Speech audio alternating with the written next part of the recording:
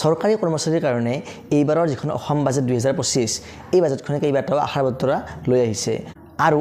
আজিৰ এই ভিডিঅ'টোত মই এইবাৰৰ বাজেটখনে চৰকাৰী কৰ্মচাৰীৰ কাৰণে কি সুখবৰ লৈ আহিছে সেইখিনি কথা আলোচনা কৰিম গতিকে আপোনালোকে ভিডিঅ'টো অনুগ্ৰহ কৰি শেষলৈকে চাব প্ৰথমতে মই আহিছো OPS সংক্ৰান্তীয় এটা খবৰলৈকে যিসকল কৰ্মচাৰীৰ নিযুক্তি প্ৰক্ৰিয়াটো আৰম্ভ হৈছিল 2005 চনৰ আগতে আৰু যদিহে কিবা কাৰণত তেওঁলোকৰ এপইণ্টমেণ্ট পাওঁতে দেৰি হ'ল বা 2006 চনত পালে বা তাতকৈ পিছত পালে সেইসকল ব্যক্তিয়ে OPSৰ আওতালৈ আহিব চৰকাৰে তেওঁলোকক অফিচৰ আওতালৈ লৈ আহিব অৱশ্যে তেওঁলোকে যদিহে বিচাৰে তেনেহ'লে তেওঁলোকে UPSলৈকেও আহিব পাৰে সেইটো তেওঁলোকৰ সম্পূৰ্ণ নিজা সিদ্ধান্ত এতিয়া এই যেটো ডিসিশন ইয়াৰ ফলত প্ৰায় 30000 ৰাজ্যিক কৰ্মচাৰী উপকৃত হ'ব প্ৰায় 30000 কৰ্মচাৰীয়ে যিসকলে বৰ্তমান NPSৰ আওতাত আছে তেওঁলোকে OPSলৈকে আহিব পাৰিব এইটো নিহন্দেহে এটা তেওঁলোকৰ কাৰণে সুখবৰ ভাল খবৰ দ্বিতীয়তে যিসকল কৰ্মচাৰী মুখ্যমন্ত্ৰী লোক আৰোগ্য যোজনাৰ অন্তৰ্গত হৈ আছে তেওঁলোকে বৰ্তমান অসমৰ যিবিলাক মেডিকেল কলেজ আছে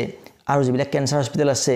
এই মেডিকেল কলেজ আৰু কেন্সাৰ হস্পিটেল বিলাকত কি পাব কেছলেছ ট্ৰিটমেন্টৰ সুবিধা পাব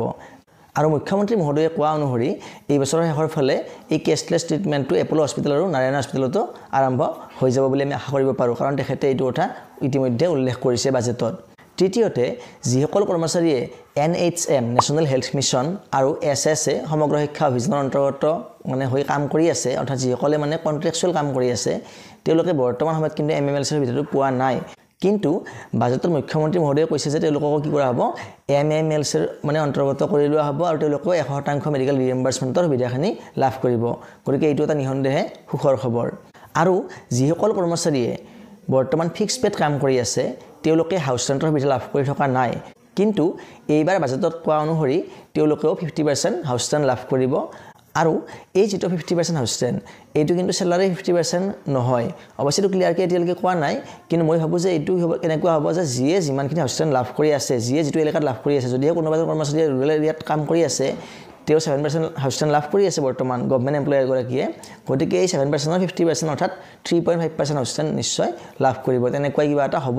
অৱশ্যে এই বিষয়ে এতিয়ালৈকে ক্লিয়াৰ হোৱা নাই আপোনালোকে সময়ত গম পাব কথাখিনি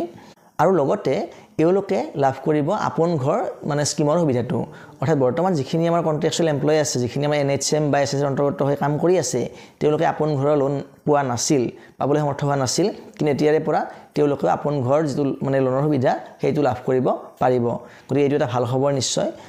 আৰু লগতে আন এটা ভাল খবৰ আছে যে যিসকল বৰ্তমান অংগনবাড়ী কৰ্মী আছে আশা কৰ্মী আছে মধ্যাহ্ন ভোজনৰ ৰান্ধনী আছে বাণিজ্য আগত কম্পিউটাৰ লিটাৰেচিৰ শিক্ষক আছে লগতে যিসকল আমাৰ গাঁওবুঢ়া আছে এই আটাইবিলাক মানে কৰ্মচাৰীৰ কি কৰা হ'ব দৰমহাটো বৃদ্ধি কৰা হ'ব গতিকে ক'ব লাগিব যে এইবাৰৰ বাজেটখনে আমাক বিভিন্ন ক্ষেত্ৰত মানে কি কৰিছে সহায় দিছে আৰু বিভিন্ন মানুহৰ বিভিন্ন কৰ্মচাৰীৰ দৰমহাটো বৃদ্ধি কৰাৰ ক্ষেত্ৰত চৰকাৰে এটা ষ্টেপ লৈছে আৰু লগতে যিখিনি আমাৰ কন্ট্ৰাকচুৱেল এমপ্লয় আছে